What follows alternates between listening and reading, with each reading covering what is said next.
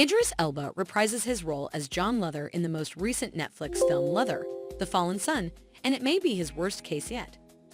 Leather is sentenced to prison at the start of the new movie for his actions during the final season of the BBC drama. He quickly makes the decision to flee in order to catch David Roby, the terrifying serial killer who is terrorizing London. All of it builds up to a tense conclusion outside of London, which leaves you wondering what it all means to set up a possible sequel and has an open ending.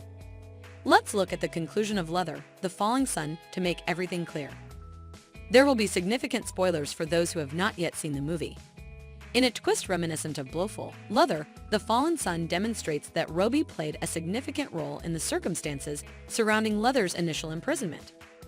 As Leather was about to locate the team he had kidnapped, Roby leaked a report to the media outlining Leather's violations. Roby was unable to let go of it, so he taunted Leather while he was in jail, which was a poor decision. Leather follows Roby to his chilly stronghold near Norway after a close call at Piccadilly Circus. DCI Odette Rain, Leather's replacement, is accompanying her to help save her kidnapped daughter. Roby thought he could use her child to get Rain to kill Leather, but they ended up working together. Roby had the upper hand for a while, forcing them into his bizarre red room. Leather chases Roby onto the ice and into the icy water because he won't cooperate. Roby ends up drowning. Rain is able to save her child in the red room while this is going on, and Leather is able to get away with Roby by unlocking the door from beneath the ice with Roby's phone. When Martin Shink, who had been assisting in the search for Leather, arrives just in time to prevent Leather from succumbing to the same fate as Roby under the ice, everything appears to have a happy ending. Leather is still alive, despite the fact that Rain repeatedly stabbed him as part of Roby's game in the red room. Naturally, Leather's escape from prison in order to find Roby and kill him remains a problem. No matter how many serial killers you catch, Leather has to pay for a jailbreak, or does he? In the conclusion of Leather, the chief, Leather is taken into custody and rushed back to London for treatment. He wakes up in a government safe house at an unknown time, where Shank greets him. Even Shank is apprehensive about the identity of a mysterious car caravan that arrives just as the reunion is about to take place. Before speculating that perhaps they are there for a job offer, he tells Leather, "I don't think you're going back to prison." Tim Cranfield, the civil servant of Guy Williams, is praised by Leather for his efforts to prevent Roe when they first meet. Leather is then educated by Cranfield that Boss would like a discussion, and he movements for Leather to board one of the vehicles. And that is all we currently have. Who will he come across? It seems like Leather is going along with it.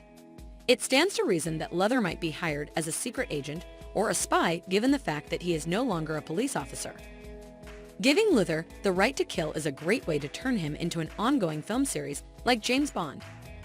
Idris Elba has expressed an interest in doing this. It makes sense to make it official because Leather already basically behaves however he pleases while pursuing serial killers. Leather might have died while Roby was being sought by the general public. Before Leather wakes up in the safe house, we hear on the television that he was thought to have suffered injuries that threatened his life. As a result, it might not be difficult to stage his death. We will probably find out exactly what it entails if there is a sequel to Leather or if he simply declines the position. Since the series will have to deal with the fact that he is no longer a police officer, going the secret agent spy route makes sense. As long as Leather gets to wear his trench coat, we think he will be willing.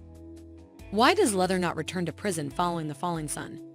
After what happens at the end of Leather, The Fallen Son, Leather wakes up in a safe place rather than a prison. Soon after, a group of government officials appear, but neither Leather nor Shank are aware of their presence. One of the authorities opens a car door and commands Leather to enter after praising him for his work. Leather at last conquers. It's great that Leather won't be going back to prison after the Netflix movie, but it's not clear why he's suddenly free. After all, it was made abundantly clear that Leather would have to return to prison following the execution of Roe.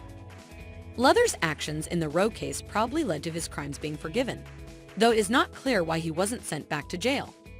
When the representatives of the government show up, Shank thinks that they came to see Leather at the safe house because they were offered a job. This could mean that the government values Leather's skills and dedication more than his past actions. Regardless of whether Leather finds a new job after the Netflix movie's conclusion, the Leather and Son ending opens the door for additional adventures. I appreciate your viewing. Also, assuming you are new to